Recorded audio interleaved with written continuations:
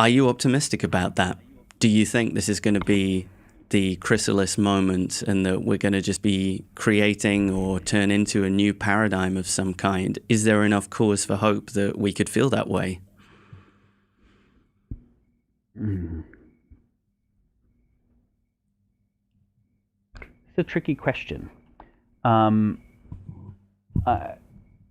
there's a utilitarian answer, which is depending upon what is going to move people more, it's important for them to hold both sides, right? If getting that it's not a given that we make it can shake someone enough from just wanting to win at a dying game, then they might need to go through that, and I think probably most people do, and it's important. But then not stay stuck there, and then say, okay, well, now I don't want to win at a dying game or a game that is causing the death of what is meaningful itself. I want to help birth a new game. Now, what is that?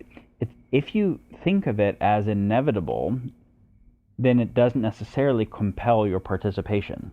If you think of it as impossible, it doesn't compel your participation either. If you think of it as possible and not yet determined and influenceable by how you show up, I think that's the right way to think about it.